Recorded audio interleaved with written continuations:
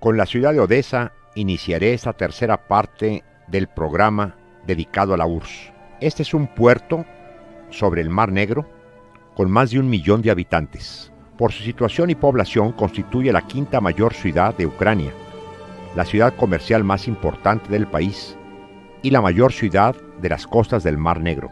La escalera Potemkin fue construida en 1837. Es el mejor lugar para contemplar los activos puertos y la bahía. Mirando desde arriba, los escalones llegan a ser invisibles. Solo los descansos pueden ser divisados. Actualmente en el puerto, como vemos, está un barco rompehielos y de observación meteorológica. En la plataforma superior encontramos el monumento al famoso duque Richelieu.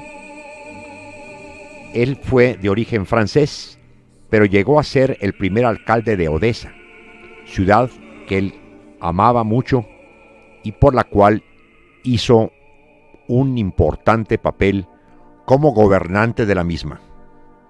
Sin embargo, la escalera es conocida en todo el mundo por la secuencia de la película El acorazado Potemkin de Eisenstein, en la cual una importante cantidad de civiles, gente inocente y desarmada, en 1905 fueron supuestamente masacrados por las huestes imperiales. Sin embargo, esto fue solo en la imaginación del famoso director cinematográfico.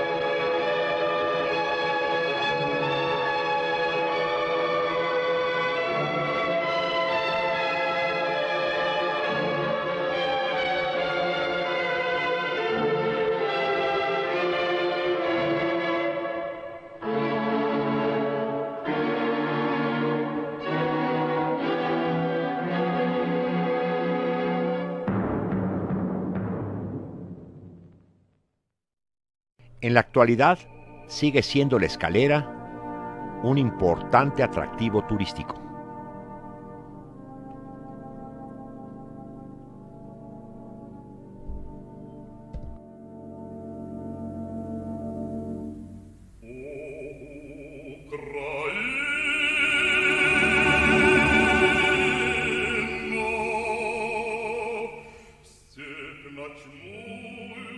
Otro de los iconos de la ciudad es el Teatro de Ópera y Ballet de Odesa. El primer teatro fue abierto en 1810 y destruido por el fuego en 1873.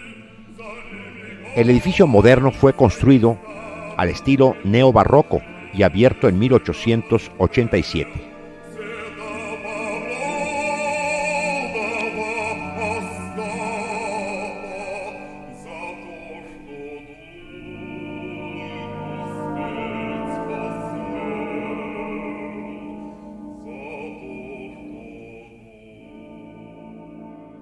El vestíbulo es de un lujoso estilo rococó, que tiene una acústica extraordinaria, igual que la sala de conciertos. Esto permite escuchar un cuchicheo en cualquier parte del mencionado vestíbulo. La renovación más reciente del teatro fue completada en el 2007 y es considerado actualmente como uno de los teatros de ópera más importantes del mundo, donde se presentan los mejores intérpretes del arte lírico.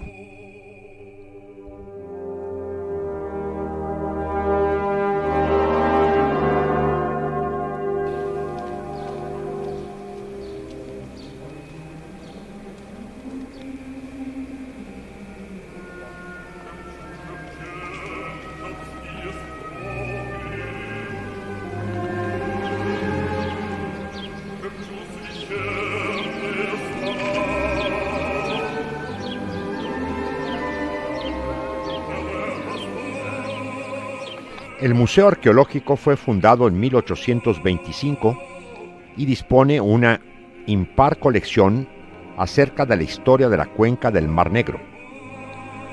El edificio es un monumento arquitectónico de finales del siglo XIX y frente a él se encuentra un monumento a Pushkin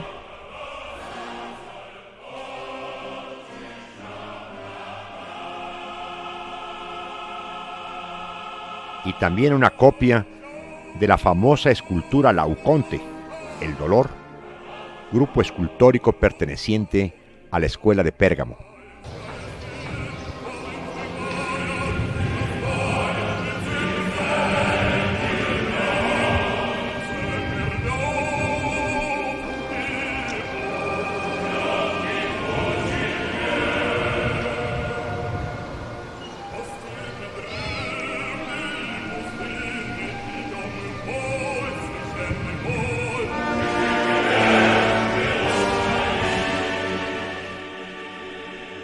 El monumento a los héroes del acorazado Potemkin, defensores de la ciudad. En 1871, así lucía Odessa. Estamos admirando las cúpulas singulares de la Iglesia Ortodoxa rusa, la única que en tiempo de los soviets estaba en servicio en esta ciudad. Y aquí en esta plaza encontramos el monumento a Lenin. Ahora, el monumento al soldado desconocido. Y como es costumbre, los alumnos de 9º grado le hacen sus honores.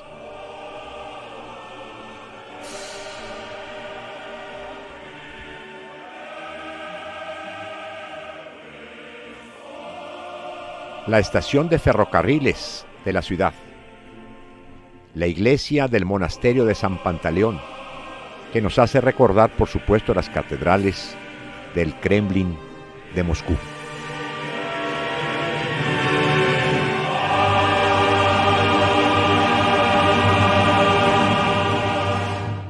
El mall de Odessa tiene un extraordinario estilo barroco.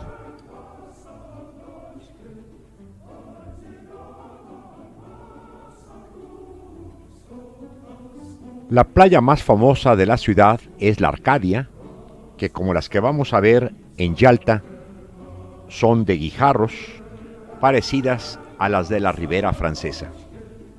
Yalta, en la costa meridional de Crimea, es una antigua ciudad portuaria. Todos los días en su puerto anclan buques soviéticos y extranjeros, tanto de las líneas regulares como los que efectúan cruceros por los puertos soviéticos del Mar Negro. Esta vista la estoy obteniendo desde el balcón de mi hotel, el Hotel Yalta, donde podemos apreciar las playas y al fondo la ciudad portuaria.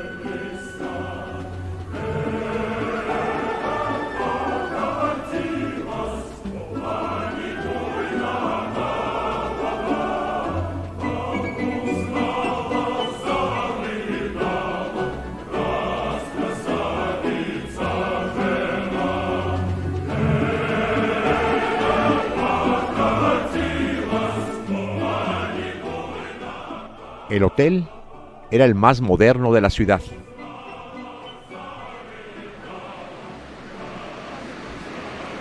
Como vemos, es muy relativa la belleza y la comodidad de estas playas, en las cuales prácticamente no existe la arena. Inclusive, como vamos a verlo, hay plataformas de concreto en lugar de la preciada arena que tenemos en nuestras playas aquí en México.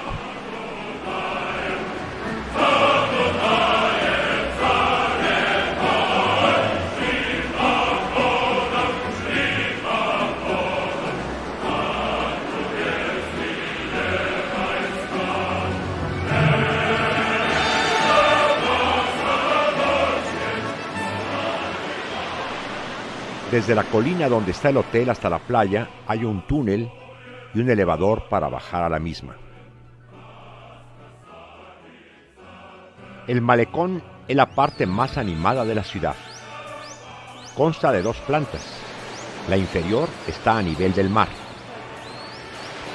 Y durante la marea alta sirve de rompeolas.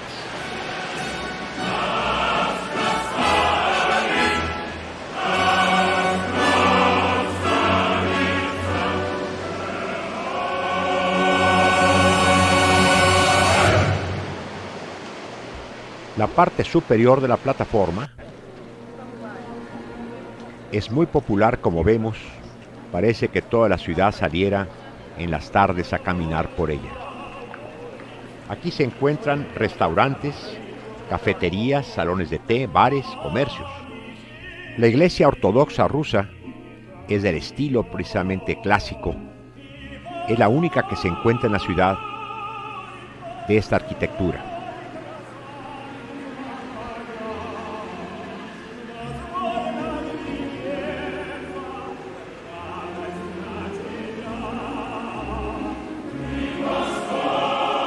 Después de hacer un recorrido de 17 kilómetros desde Yalta en un pequeño barco, llegamos al palacio llamado popularmente Nido de Golondrinas. Fue construido por el conde Vorontsov, terrateniente ruso, en 1820 a 40. Tiene una amalgama de estilos. Después de la Revolución de 1917 se convirtió en museo y posteriormente en restaurante.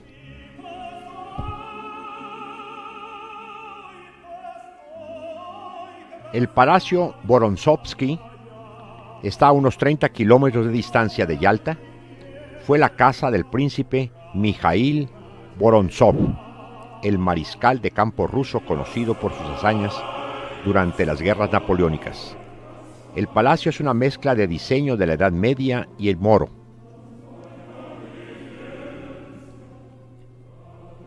En la actualidad es museo.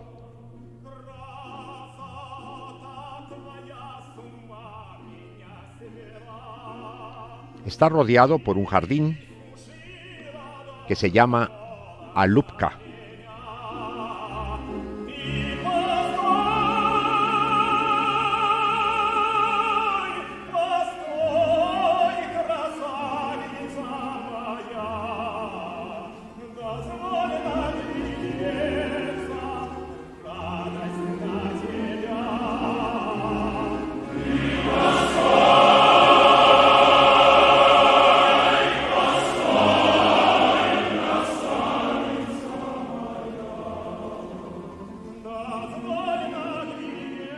Estamos admirando la fachada, que tiene una arquitectura que hace recordar las madrazas de Samarcanda, con leones, uno dormido, otro despierto.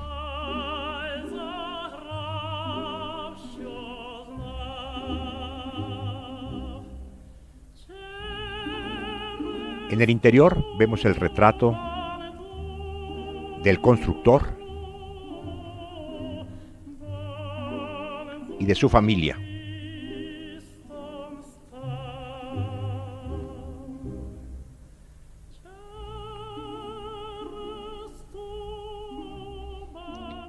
El comedor, de estilo gótico,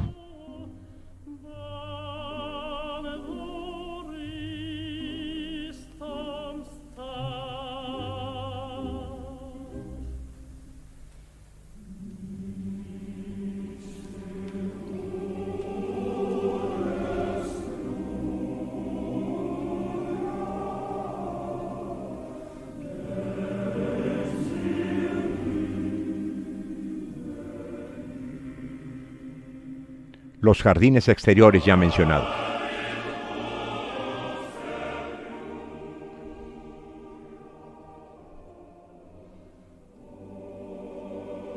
Pero Yalta es conocida en Occidente más que todo por el Palacio Livadia, que fue la residencia del último zar para las vacaciones. Este palacio fue anfitrión de Stalin, Churchill y Roosevelt en la conferencia de Yalta en 1945, en el que se tenía previsto la división de Europa en el final de la Segunda Guerra Mundial.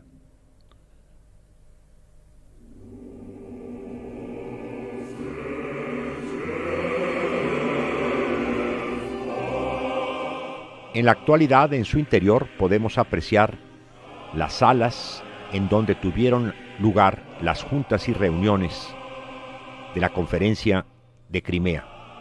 Aquí la famosa fotografía con Churchill, Roosevelt y Stalin.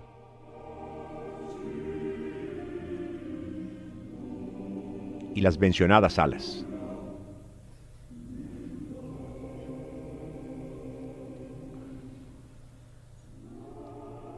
El Jardín Botánico Nikitsky, cuyo busto o monumento estamos viendo, es un centro de investigación, centro productor de vástagos y jardín botánico, con 250 hectáreas de extensión, con más de 7.000 especies de plantas de todo el mundo.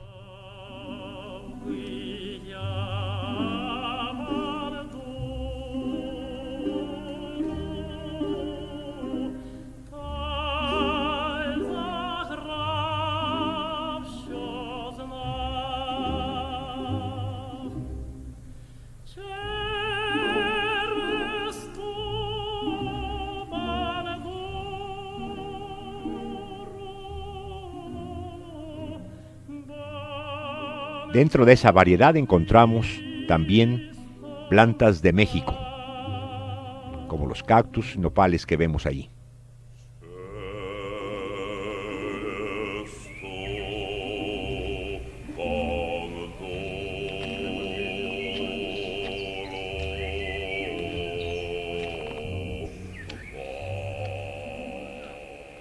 De regreso a nuestro hotel tuvimos oportunidad de asistir a una función de bailes folclóricos de Ucrania.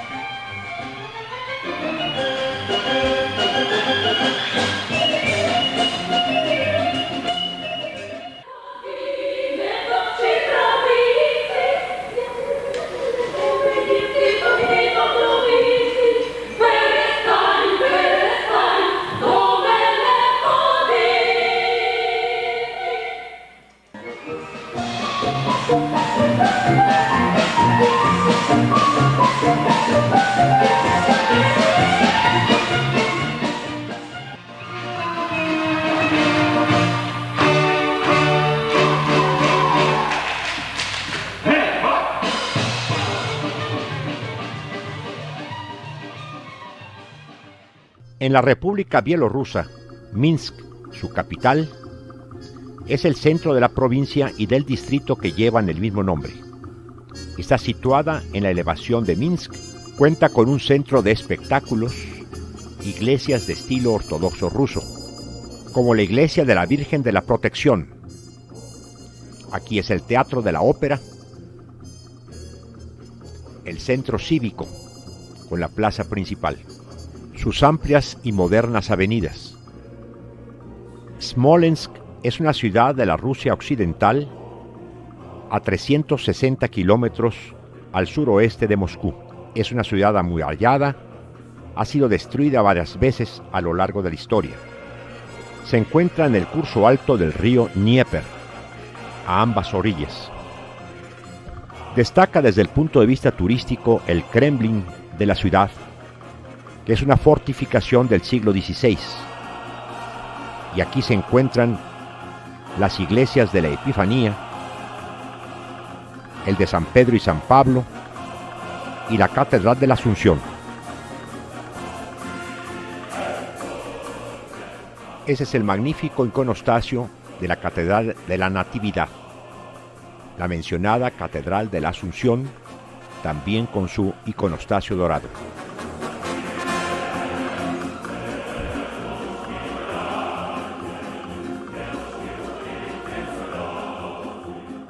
Finalmente visitaremos con detalle Leningrado, hoy San Petersburgo, bellísima ciudad fundada por el zar Pedro el Grande el 16 de mayo de 1703, con la intención de convertirla en la ventana de Rusia hacia el mundo occidental. Es increíble el esfuerzo y la astucia de los constructores para fabricar, para levantar esta ciudad en medio de pantanos. Con este monumento, la ciudad honra a Lenin. Su plano justifica el nombre de la Venecia del Norte. Iniciaremos la visita de la ciudad desde nuestro hotel, el Pribaltiskaya, un gran edificio de 1.200 habitaciones. Como vemos, es catastrófica la llegada de los turistas a este lugar.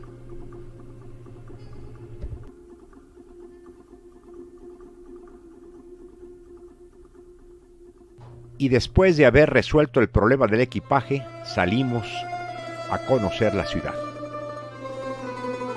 Ya nos están esperando los autobuses para turismo.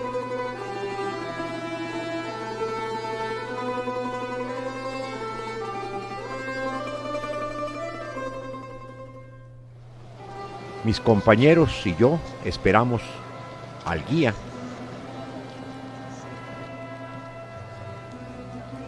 Mientras podemos contemplar el monumento frente al hotel.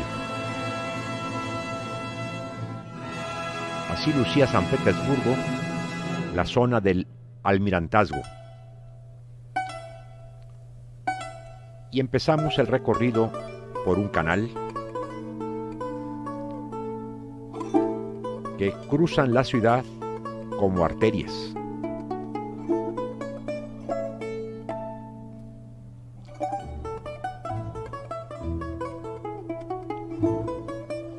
Así llegamos frente al acorazado Aurora, el símbolo de la Revolución Rusa, ya que en el año 1917 dio la señal de inicio de la Revolución Bolchevique.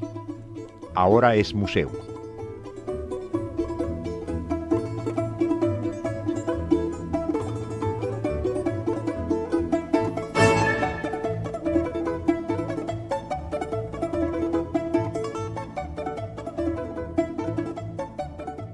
La estación Finlandia y frente a ella el monumento a Lenin.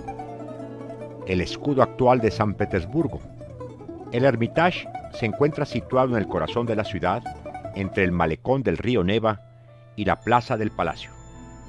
Ocupa 5 edificios unidos: el Palacio de Invierno, el Teatro Hermitage, el Hermitage pequeño, el viejo y el nuevo Hermitage.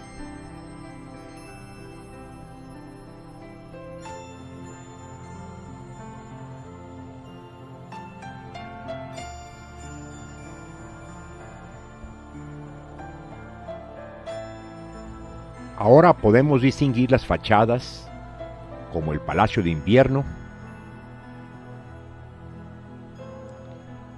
el pequeño Hermitage, el gran Hermitage, el arco sobre el Canal de Invierno y el Teatro del Hermitage. El Canal de Invierno ya mencionado, que desemboca en el río Neva, con el arco que comunica el Teatro del Hermitage con el Gran Hermitage.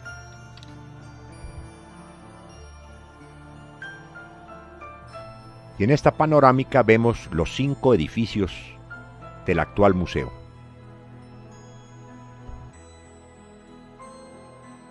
El edificio del nuevo Hermitage fue construido en 1842 al 51 y se distingue por esos atlantes de 5 metros de altura que se encuentran en su fachada.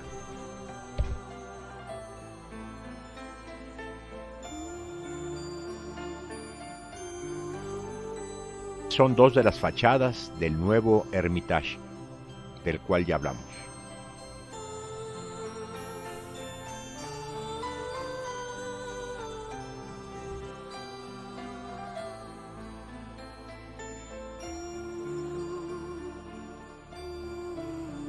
Esta es sin duda la puerta más hermosa del conjunto, y ahí se encuentra el águila bicéfala.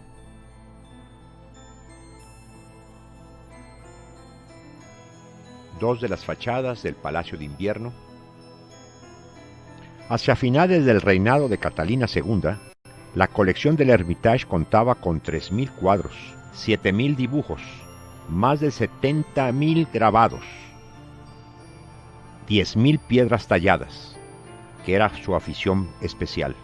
Para no hablar de números, en la actualidad se dice que si una persona dedica solo un minuto a contemplar cada pieza del museo, necesitaría 4 años y medio. En la parte superior se encuentran varias estatuas de bronce de musas y diosas. Se dice que este óleo de David despidiéndose de Jonathan y la Venus de Táuride son las primeras piezas que obtuvo el museo. Estamos en el Palacio de Invierno, en la escalera de honor. Es de estilo barroco, adornada con esculturas de ninfas, diosas y atlantes. La escalera se llama San Jordán. Después de admirar esta majestuosa escalera, iremos a las demás salas del palacio, donde la influencia de los valores imperiales y de la gloria están constantemente presentes en su ornamentación. Veremos y admiraremos las principales obras de arte que se exponen en las mencionadas salas. La sala San Jorge es también Salón del Trono. Tiene columnas con capiteles corintios dorados. Aquí el soberano recibía a los embajadores de las diversas provincias de Rusia. Tiene una superficie de 1000 metros cuadrados. Ahí está presente el águila bicéfala, que es el escudo de Rusia, y los escudos de cada una de las provincias rusas. Cabe destacar que en esta sección se encuentra la llamada Capilla Imperial, que ya ha sido restaurada últimamente. Es, como vemos, también de estilo barroco. Actualmente en ella se exhiben diferentes vitrales.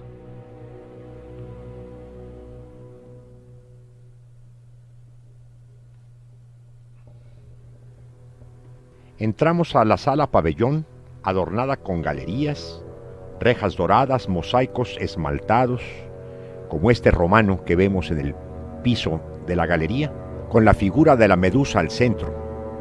Hay también un centenar de arañas de cristal cortado. En la bóveda está pintado el Olimpo. Esta sala pertenece al llamado Pequeño Hermitage. Y en esta sala pabellón se encuentran también las 4 fuentes de lágrimas, que evocan las imágenes líricas de los países orientales. Y el reloj del pavo real, que funciona desde 1794. La esfera del reloj se encuentra en el hongo que sirve de base para el tronco dorado. Un dispositivo mecánico pone en movimiento las figuras de aves e insectos, como la libélula,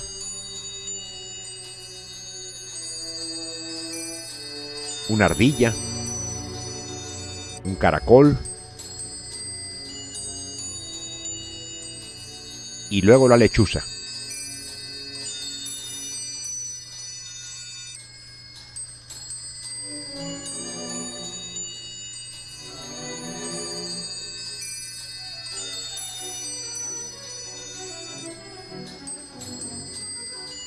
Después el pavo real despliega su lujosa cola.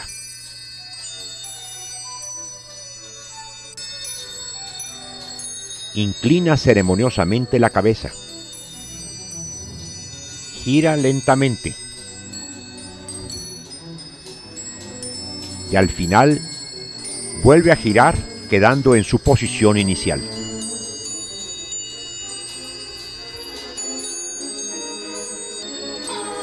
El gallo termina la función con su canto.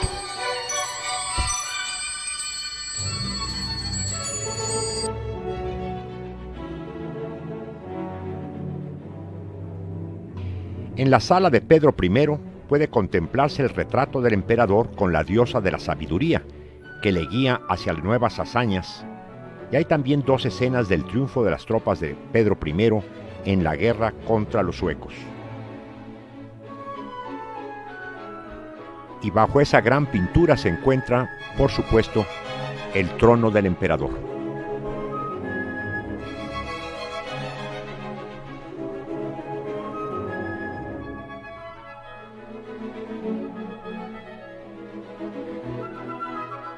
La siguiente sala, la de los blasones, está presidida por columnas doradas de orden corintio.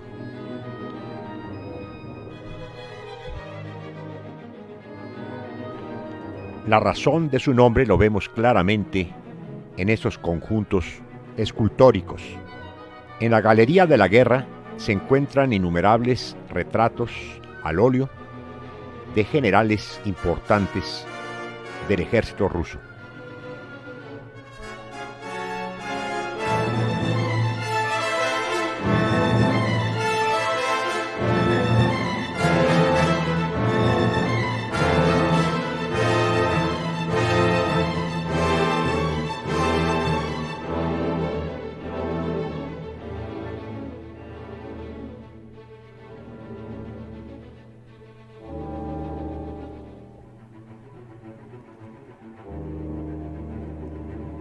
La pintura ecuestre del emperador Alejandro I.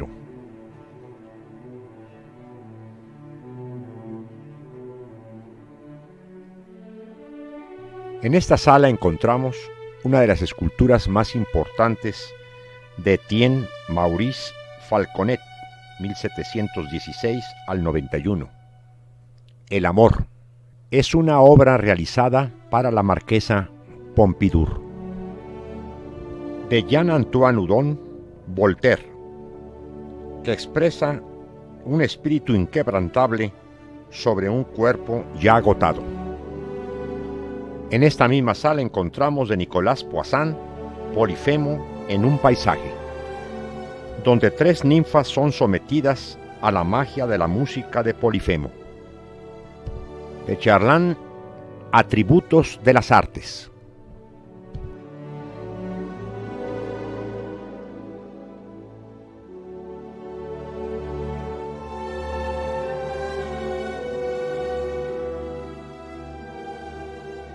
Esta es la sala de arte aplicado francés de los siglos XVII y XVIII. Aquí encontramos, además de tapices, muebles de ebanistas famosos, así también de plateros y talladores que ejecutaban encargos para los reyes de Francia.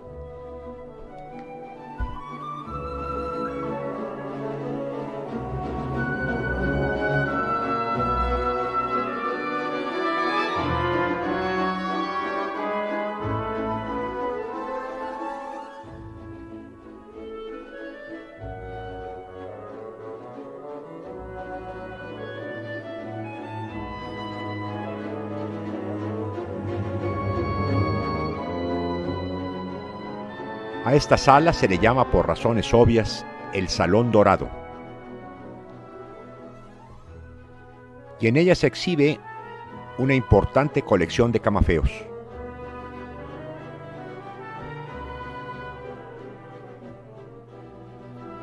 Entre los que se encuentran este llamado de Alejandro I y el de Alejandro el Grande.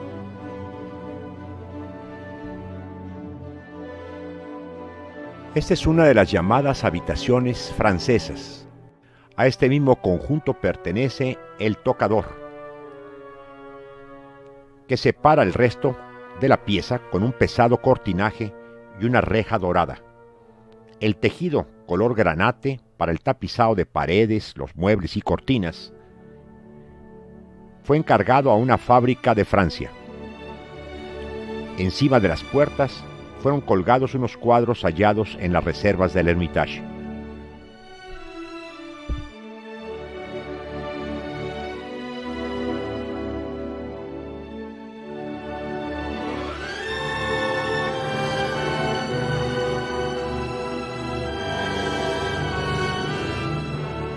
En esta sala de arte decorativo se exhiben varias piezas de pórfido y ahora la sala de Malaquita, del arquitecto Alejandro Brilov, con un intenso color que cubre columnas, pilastras, chimeneas, mesas, combinando con el color blanco del mármol, el oro abundante y el color rojo de la tapicería.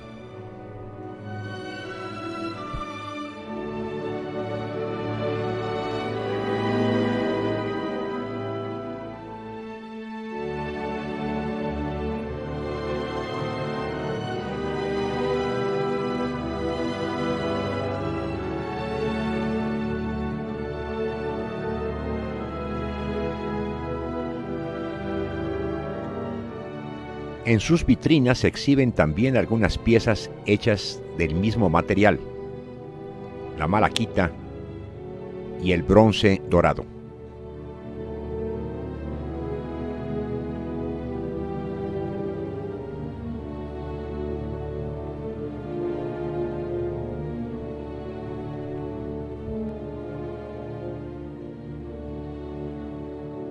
Este es uno de los comedores de la emperatriz Catalina II, la biblioteca de Pedro I.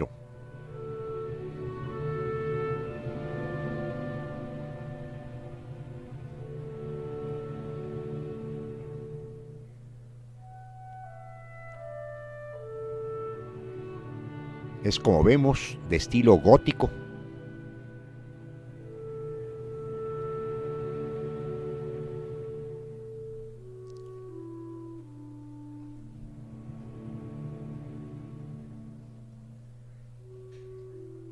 Esta magnífica chimenea nos hace recordar los palacios de Francia.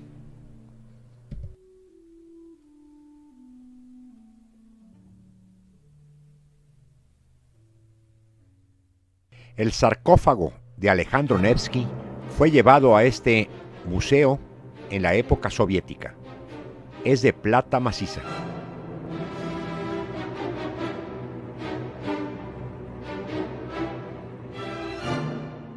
Varias hermosas carrozas, trineos y otro tipo de carruajes se encuentran en exhibición también en este museo.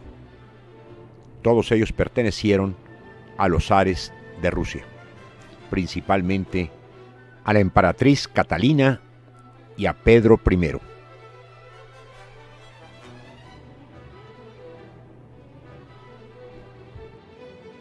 Desde el río Neva nuevamente vemos las magníficas fachadas del Hermitage en una de las orillas. Así llegamos a la fachada del Gran Hermitage, famoso porque en su interior, en los patios, tenían los jardines colgantes.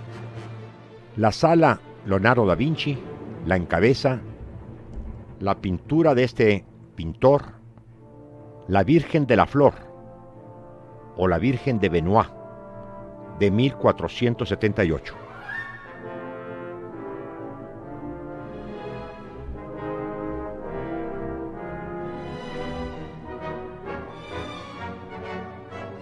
Aquí también se exhibe del mismo autor la Virgen con el Niño, de los años 1480 o 81.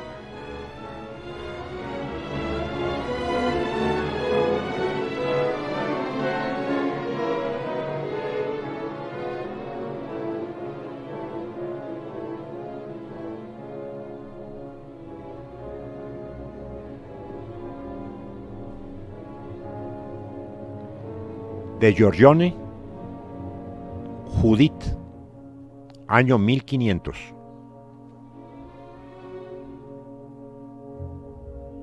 De Tiziano, Danae, 1546 al 53. Del mismo autor, María Magdalena, arrepentida, año 1560. El Teatro del Hermitage conserva en lo esencial su esplendor original. En su escenario actuaron muy importantes y eminentes actores, cantantes de ópera y bailarines de los siglos XIX y XX. La fachada del nuevo Hermitage, con sus atlantes, la escalera de honor y el salón de las 20 columnas.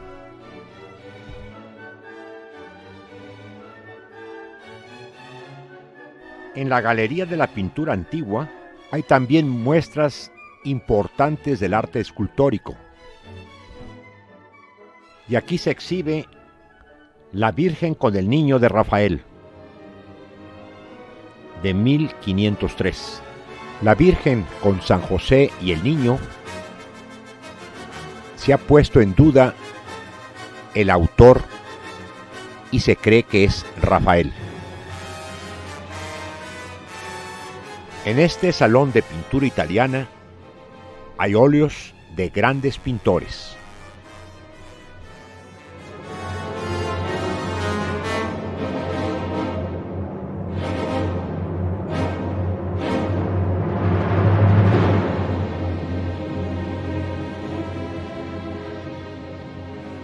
Este óleo es de Rosso Fiorentino, La Virgen y el Niño, 1595 a 1540. En el año 1770, Catalina II mandó copiar los célebres frescos del Vaticano ejecutados por Rafael y sus alumnos en 1516 y 18. Esas copias fueron hechas al temple sobre lienzo y en 1783, al lado del viejo Hermitage y a lo largo de la canaleja de invierno, comenzaron a edificar una galería en la que 11 años más tarde fue colocado el conjunto pictórico que conservaría para las generaciones venideras la única obra que suele llamarse la Biblia de Rafael. Medio siglo después, al construirse el nuevo Hermitage, la galería de las logias rafaelianas fueron remodeladas en parte y de suerte que su interior quedó incluido en el edificio.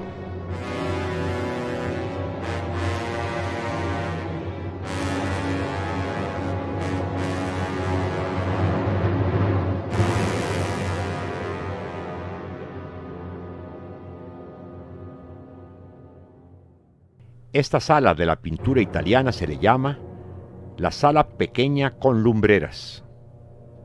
Pertenece al conjunto de 3 salas del nuevo Hermitage que llevan el nombre de salas con lumbreras porque tienen en el techo tragaluces. En la decoración de la sala se destacan las obras de Valaquita y Pórfido, así también de lapislázuli. Continuando nuestro recorrido, ahora nos encontramos en la sala de la Mayólica italiana.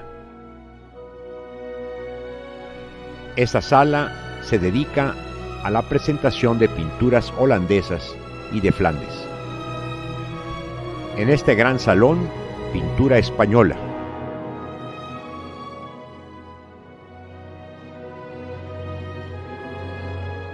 Armas y armaduras se conservan en la Sala de los Caballeros. De la escuela italiana veremos de Botticelli la visión de San Agustín y San Jerónimo. De Lupi, la Anunciación. Esta sala contiene pinturas de la Edad Media. San Sebastián de Perullo. De Tintoretto, Nacimiento de San Juan Bautista. Y San Jorge peleando contra el dragón. De Caravaggio, El Tañedor de Lira. En la sala de pintura francesa vemos varios Rubens, como La unión de la tierra con el agua, La caridad romana, La cabeza de Medusa, Perseo, Andrómeda y El escudo de Medusa. De Rembrandt, Retrato de una dama, su esposa Saskia, Danae, Descendimiento de la cruz y joven poniéndose aretes. De Cranach, Retrato de una dama, La Madonna, Venus. De Bruegel, Este nacimiento. Negación de San Pedro a Cristo, del pintor Sengers, un autorretrato de Van Dyck. De Delacroix, Casa de León. Y de Jordaens, también otra escena de casa. Nuevamente de Sengers, Lucas arrepentido. Greco, San Pedro y San Pablo. De Velázquez, El Duque de Olivares. De Zurbarán, San Lorenzo. Una de las Inmaculadas Concepciones de Murillo. De Gauguin, una escena de Tahití. De Degas, Mujer peinándose. En esta bella galería hay escultura decorativa de Europa occidental de la primera mitad del siglo XIX, como las Tres Gracias, la Ninfa, una María Magdalena, de Antonio Canova Amor y Psiquis. Una Venus, un medallón con la cabeza de Alejandro Magno, Trajano, el dios Zeus, un barco de oro, una porcelana, el peine del tubro de Saloja del siglo XIV, figuras arcaicas,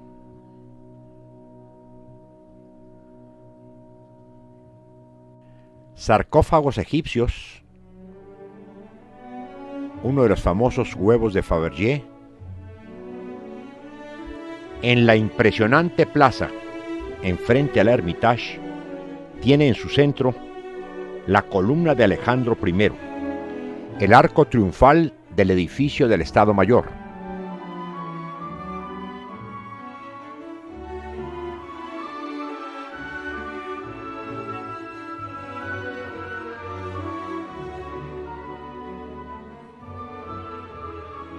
El mencionado arco triunfal, en la parte superior vemos ese magnífico conjunto escultórico con un carro de guerra tirado por 6 caballos. Tanto el arco como la columna de Alejandro I fueron hechos para conmemorar el triunfo de este sobre Napoleón, y está rematada por un ángel que se dice tiene la cara de Alejandro I. La columna es de granito y pesa 700 toneladas. El edificio del Estado Mayor, el río Neva y el Hermitage. Y ahora vemos la fortaleza de Pedro y Pablo. Aquí se empezó la ciudad. Fue mandada a construir por Pedro I el Grande el 27 de mayo de 1703. Esta fortaleza nunca ha participado en ninguna contienda bélica. Tiene forma hexagonal con 6 bastiones en cada uno de sus ángulos. En un primer momento se construyó en madera y tierra, pero se reconstruyó en piedra desde 1706 hasta 1740. Desde 1720 aproximadamente sirvió de alojamiento a la guarnición de la ciudad, de cárcel de prisioneros políticos, entre otros. Estamos frente a la entrada a la fortaleza. Es la puerta de Pedro, sobre la cual vemos al dios Sebaot descendiendo de las nubes, ya que es el Señor de los ejércitos.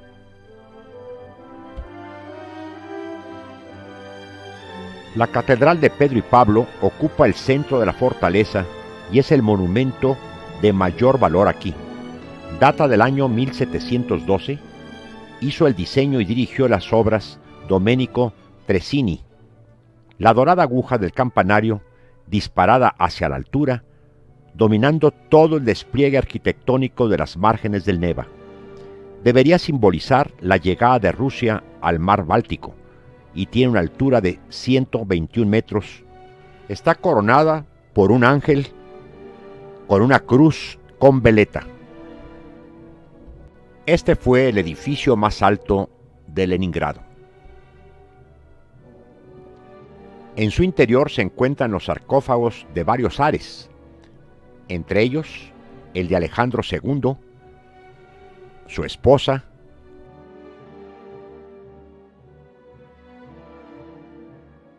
el sarcófago de Nicolás I,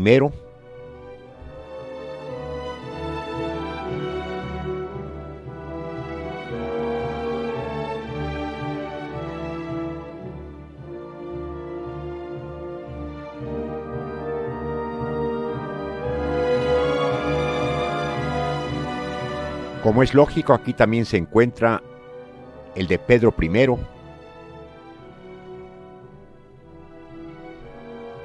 y actualmente el de Nicolás II, el último de los zares, con su familia. El iconostasio dorado de madera tallada es obra de los años 20 del siglo XVIII.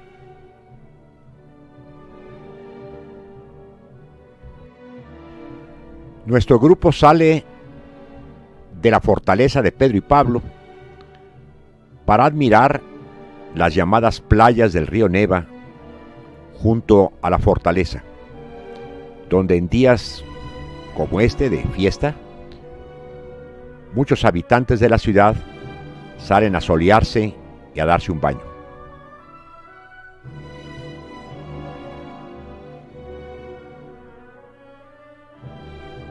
Es famoso en invierno el hecho de que varios hombres gordos se introducen al Neva, que está cubierto de hielo.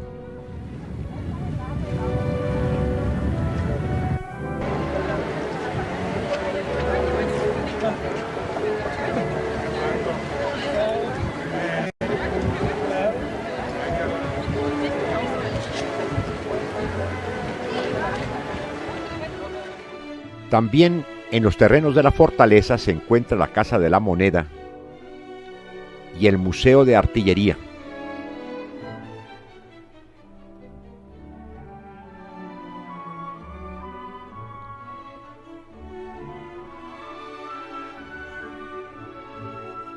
La Catedral de San Isaac, que estamos admirando, es la más suntuosa y grandiosa de las iglesias de Leningrado.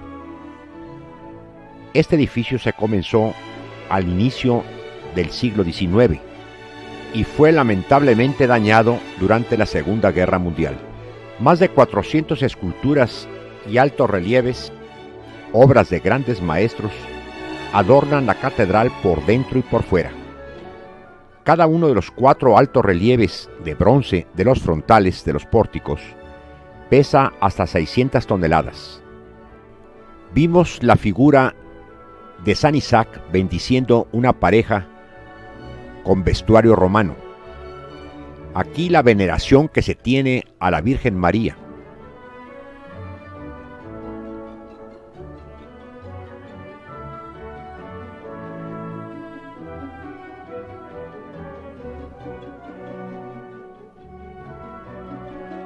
Para sobredorar la cúpula de 21.8 metros de diámetro, se emplearon cerca de 100 kilos de oro.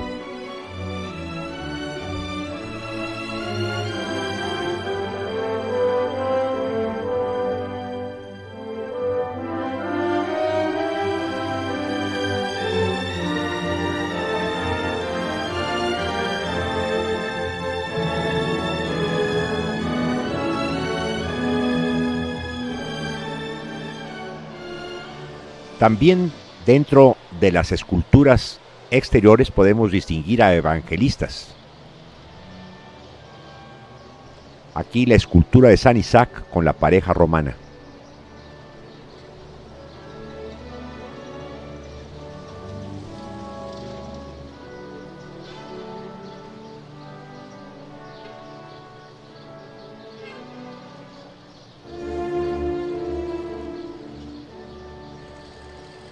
La impresionante puerta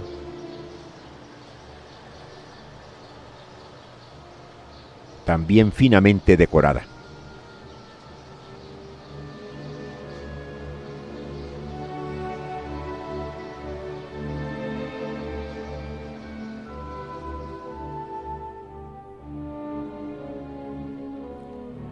Su interior tiene capacidad para 14,000 personas. Sus paredes y suelos son de mármol ruso, italiano y francés. Las columnas del retablo fueron revestidas de malaquita y lapislázuli. Por algo los trabajos de decoración duraron 17 años después de construido el edificio.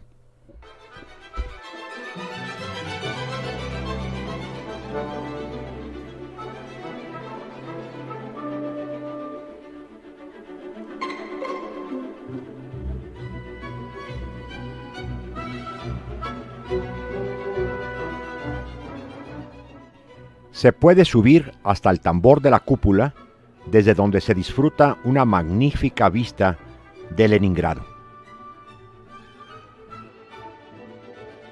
En la parte meridional de la plaza frente a la Catedral de San Isaac está el monumento a Nicolás I.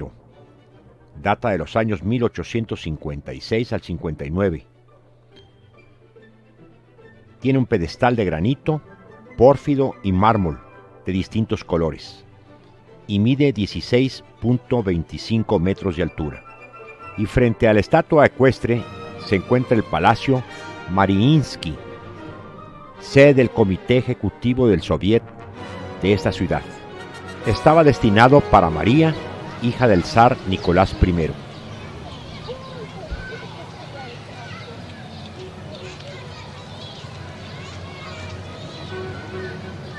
Y en la Plaza de los Decembristas, a un costado de San Isaac, se encuentra el monumento a Pedro I, el jinete de bronce, sobre una roca natural. Es sin duda alguna el monumento más preciado de la ciudad, una demostración de agradecimiento a su fundador.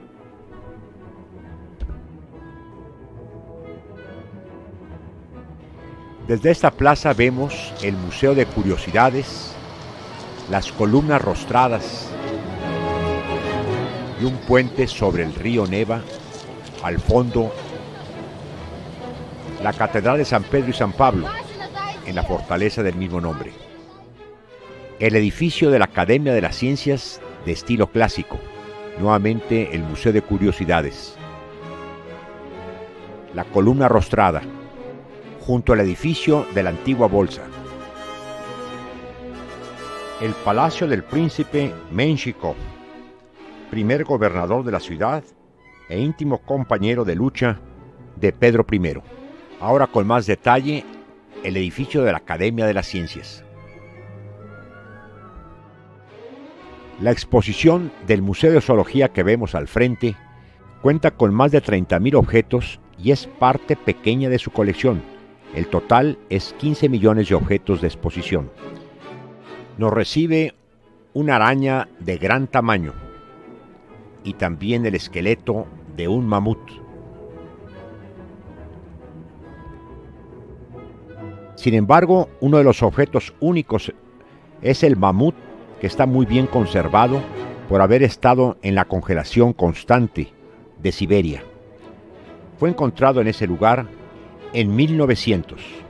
Su difícil traslado duró 2 meses. Aquí también se pueden observar diferentes esqueletos de mamuts de gran tamaño.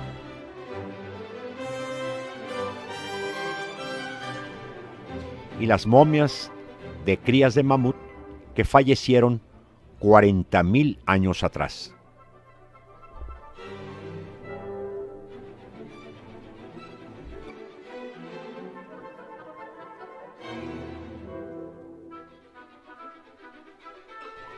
Este mamut es único en el mundo por su conservación.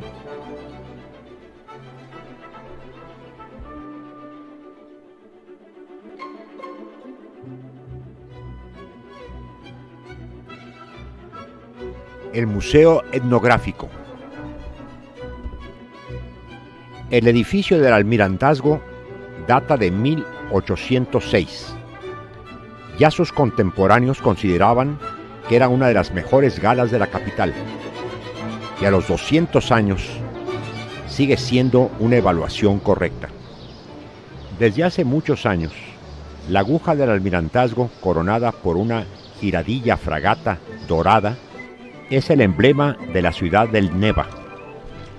Mide 72.5 metros de altura. Tiene diferentes grupos escultóricos que la adornan, como las ninfas del mar que sostienen una esfera celeste y la terrestre, la misma fragata que como veleta se encuentra en la parte superior de la aguja, un reloj y varias esculturas gigantescas en una terraza. El friso,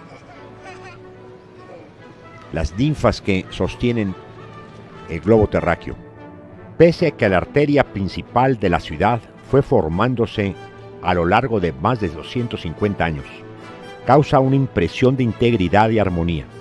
Es la avenida Nevsky, y vemos cómo en la Segunda Guerra Mundial dejó huellas importantes. Desde esta avenida y al fondo de un canal, vemos la iglesia del Salvador sobre la sangre derramada.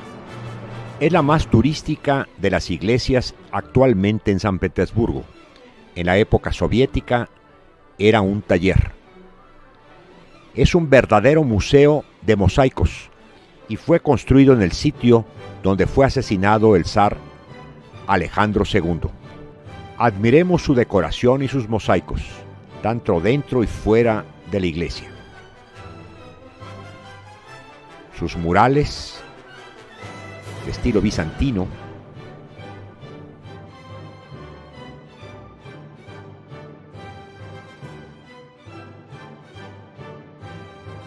su bello iconostasio de madera tallada y dorada, una réplica en miniatura de la iglesia, y aquí el sitio donde fue asesinado el zar. También por esta misma avenida encontramos la Catedral de Kazán, con su columnata frontal en semicírculo, con un lejano parecido a la columnata de Bernini en el Vaticano. En el jardín de la catedral se encuentran los monumentos a Kutuzov y a Barclay de Tolly. Ambos lucharon contra Napoleón en la batalla de Borodino.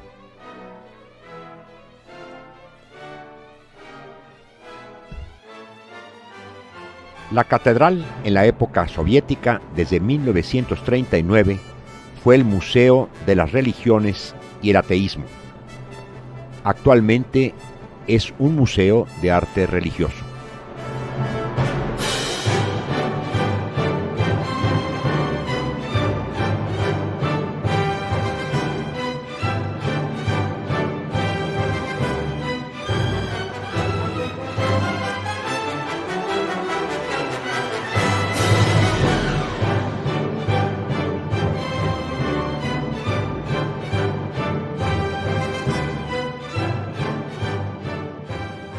La puerta principal es una copia de la famosa Puerta de la Gloria del Bautisterio de Florencia.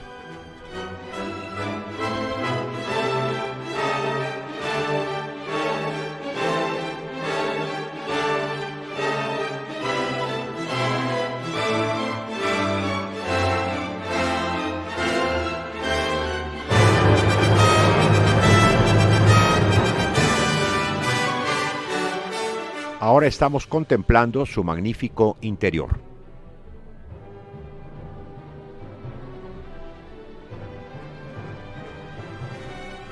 El Museo de las Religiones y el Ateísmo se cambió a este edificio. La Casa del Libro, la librería más conocida de la ciudad, se encuentra en la avenida Nevsky, frente a la Catedral de Kazán. Aquí tenemos a un edificio modernista que fue construido en los años 1902 al 4 y es conocida por la empresa alemana de máquinas de coser Singer, que construyó este edificio. Es una enorme tienda de 3 plantas donde se venden muchos libros, postales, mapas, películas, souvenirs en muchos idiomas.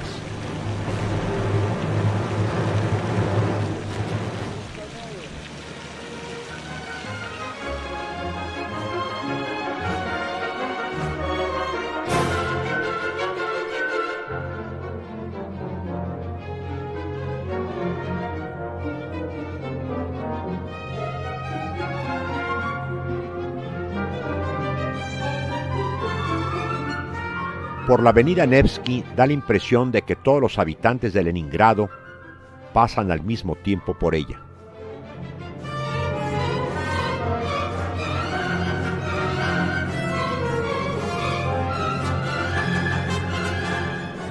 Así llegamos al puente de Anishkov, frente al palacio del mismo nombre.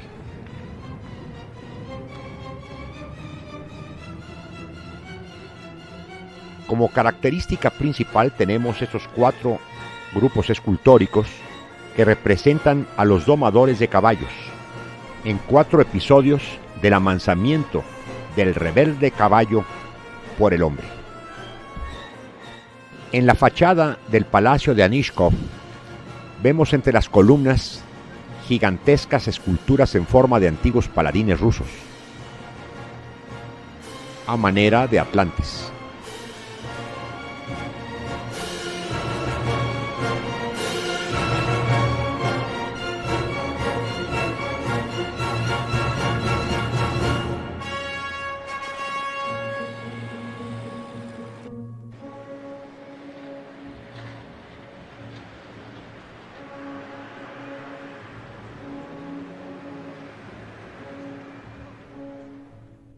Acompañando a esta multitud de transeúntes, seguiremos nuestro recorrido por la avenida Nevsky.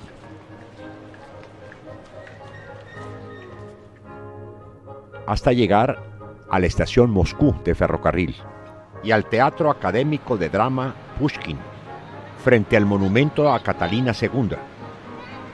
En la base del pedestal vemos figuras de cortesanos de la emperatriz, y ella, portando un cetro y la corona de laurel en la mano, está ataviada con un manto de armiño que cae formando pliegues.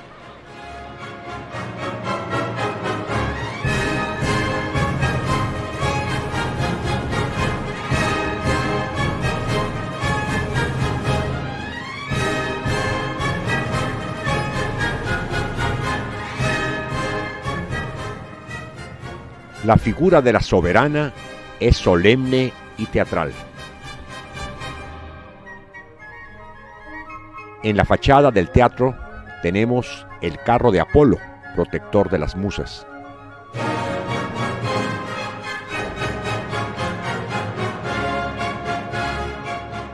El metro de Leningrado es el más profundo del mundo, a 110 metros. Fue abierto en el año 1955 y muchas de las estaciones, igual que el metro de Moscú, fueron construidas como palacios para el pueblo. Tiene una decoración majestuosa, mármol, mosaicos y esculturas. En el barrio Dostoyevsky se encuentra el monumento a este extraordinario escritor, así como su casa museo, con algunos objetos personales del mismo. Asimismo, el monumento a Pushkin se encuentra cerca de la casa museo del mismo, que exhibe también objetos personales y una vasta biblioteca. Veremos el Museo Ruso. Es el primero de arte ruso del país. Fue establecido en 1895. Tiene numerosas obras de arte, como los bateleros del Volga. La Catedral de San Nicolás fue construida en honor a los marineros. Es una de las iglesias barrocas más importantes de Leningrado. Su construcción tuvo lugar en 1753 a 62. El icono más preciado es el de San Nicolás de Mira, que data del siglo XVII.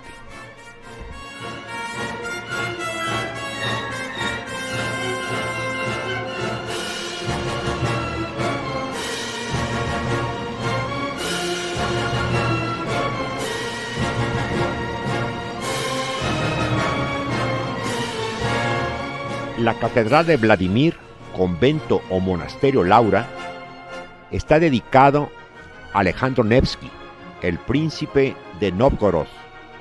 Es del siglo XIII. Canonizado por la Iglesia Ortodoxa como santo protector de la tierra rusa. Es de la Iglesia de la Anunciación, una de las muchas construcciones religiosas de este monasterio para hombres.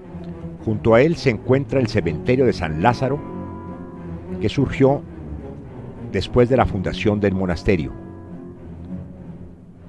Aquí se encuentran varias personalidades de la cultura rusa.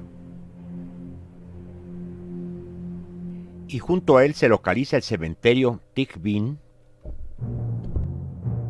con las tumbas de grandes personalidades como Mikhail Glinka, Tchaikovsky, Modesto Mussorgsky, Nikolai Rimsky-Korsakov.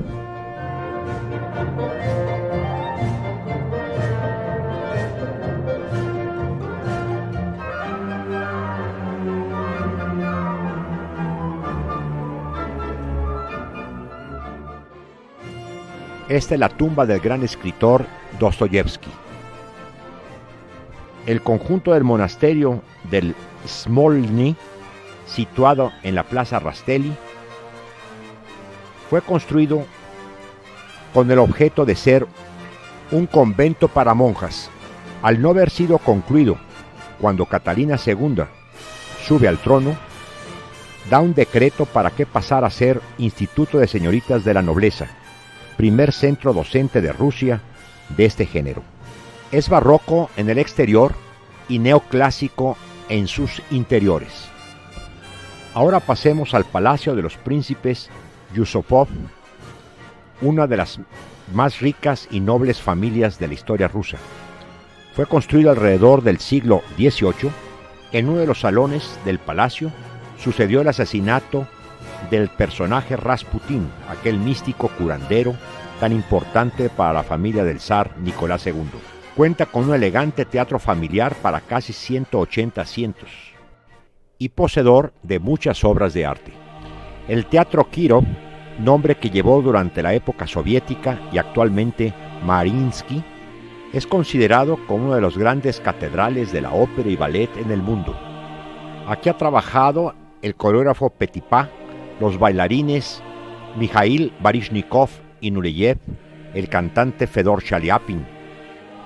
La ciudad cuenta también con la Sala de la Filarmónica y el Teatro Académico Mali de Ópera y Ballet, donde tuvimos la oportunidad de gozar con la presentación del ballet folclórico de la República de Georgia.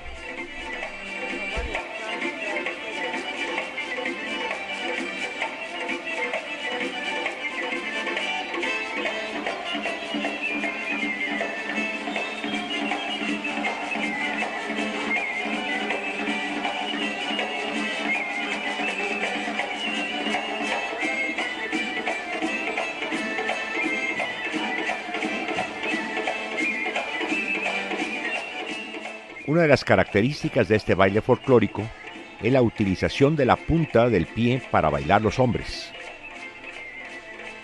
posición que no utilizan las mujeres.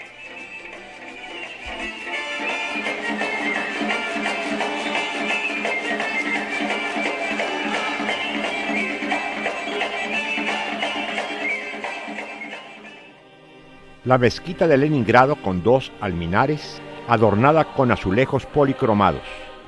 El jardín de verano es contemporáneo de la ciudad. Fue fundado en 1704, cuando Pedro I empezó a plantar varios árboles y flores y trajo estatuas de mármol a San Petersburgo de todas partes de Rusia y Europa. Esta casita de madera de Pedro I fue su primera habitación en San Petersburgo. Solo se alojaba allí en verano. Las habitaciones están amuebladas muy modestamente. Aquí se encuentra un escritorio donde Pedro trabajaba en sus proyectos de ciudad. Cuelgan sobre la pared algunas herramientas. El zar era maestro en 14 oficios.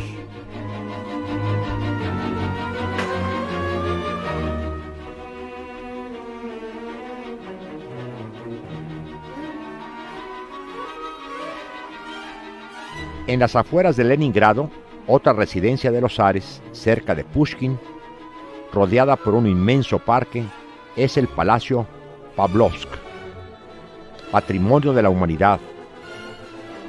El edificio tiene forma de semicírculo y está plenamente integrado a su enorme parque de estilo inglés. En su interior tiene varios y suntuosos salones de diferentes estilos, con mobiliario también de diferentes épocas.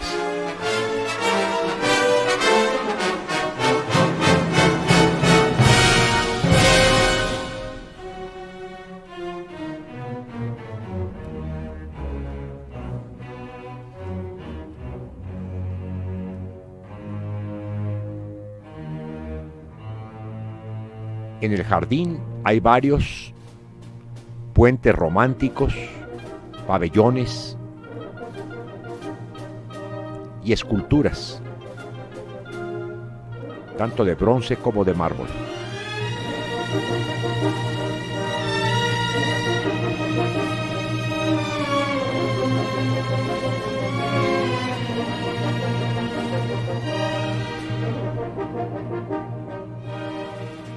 El palacio de Catalina en Pushkin, a 25 kilómetros de Leningrado, es de estilo rococó.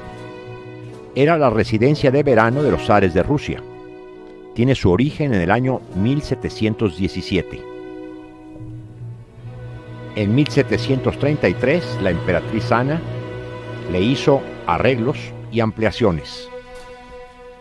Después, la emperatriz Isabel consideró que la residencia de su madre estaba pasada de moda, era incómoda, y en mayo de 1752 pidió a su arquitecto, Rastrelli, que demoliera la antigua estructura y la reemplazara con un edificio mucho más grande en un llamativo estilo rococó.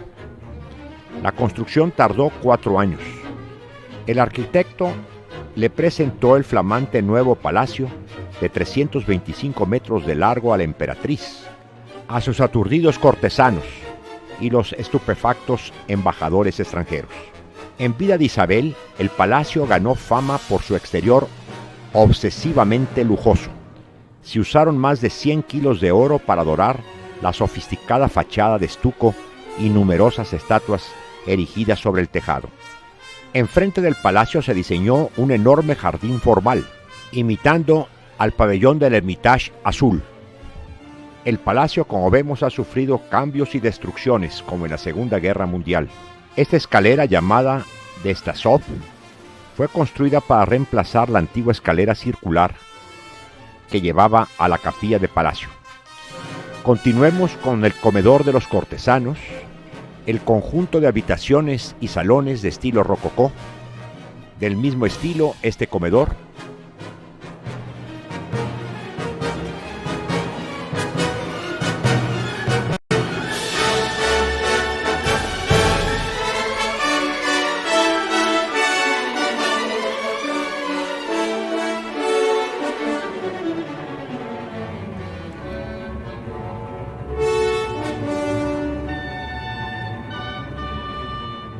Bajemos un momento al jardín del palacio.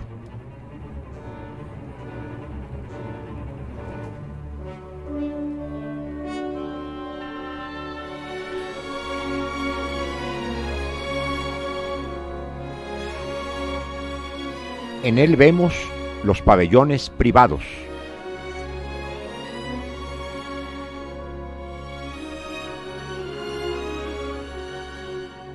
Volvamos al interior del palacio para ver sus comedores, como este para invitados, la habitación de Ágata. En esta otra vemos un vestido real, un juego de ajedrez, y este con decorados pompeyanos. El gran salón del trono o salón dorado es del siglo XVIII y se hizo con diseños de Rastrelli. Tiene aproximadamente 1000 metros cuadrados de extensión. Ocupa toda la anchura del palacio. Las ventanas del lado oriental dan al parque, mientras las ventanas del lado occidental miran a la plaza de palacio. El mural del techo fue pintado por un estudiante muy conocido de la escuela rusa a mediados del siglo XVIII. Se basa en el mito griego del dios Helios y la diosa Aurora. En otra sala se encuentra un mural pintado con el triunfo de Apolo. Es una copia de la pintura realizada en el siglo XVI por el artista italiano Guido Reni. Pero la cámara más famosa era de ámbar, que fue un regalo de Federico Guillermo I de Prusia al zar Pedro I el Grande. Los alemanes la desmantelaron y huyeron con ella durante la Segunda Guerra Mundial, trasladándola al castillo Königsberg, donde se perdió su rastro. En el año 2003 fue reemplazada por una copia, realizada con recursos y empresas alemanas. Hoy luce en su lugar una copia esplendorosa.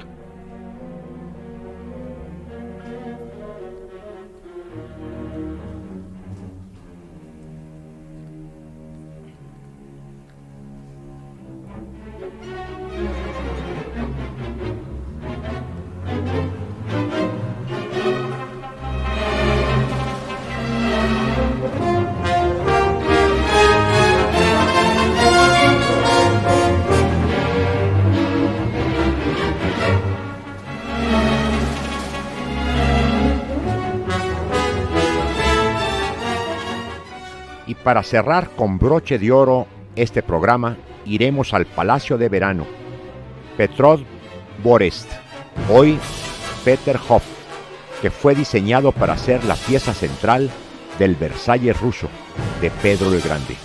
Nos recibe la Gran Cascada, la Fuente de Sansón y el Canal del Mar de Finlandia. Aquí el dorado Sansón lucha contra el león.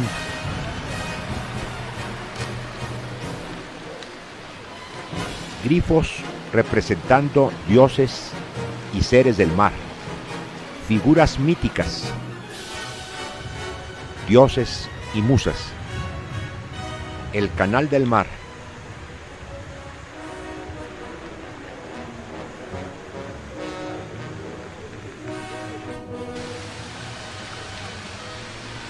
Guerreros con su trofeo de guerra.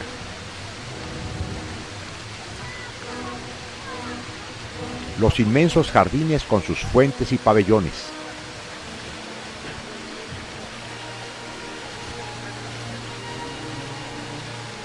La Capilla Real.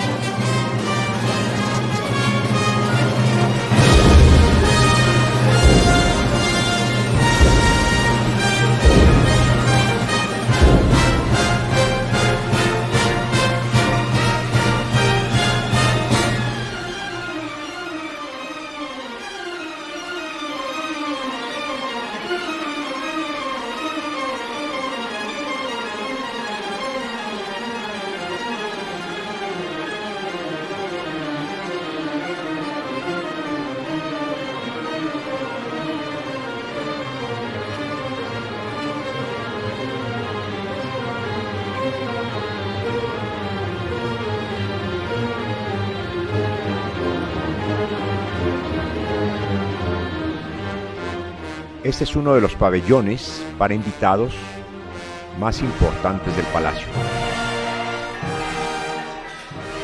Frente a la fuente de este titán que lucha contra un monstruo marino. El interior del gran palacio fue prácticamente reconstruido todo después de la Segunda Guerra Mundial. Tiene una combinación de diseños originales de Rastelli y ha vuelto a tener su condición de esplendor original. En la Unión de Repúblicas Soviéticas Socialistas y actualmente en Rusia, no hay familia que no haya perdido algún ser querido en la Segunda Guerra Mundial. Es por ello que existe este monumento en San Petersburgo que los honra.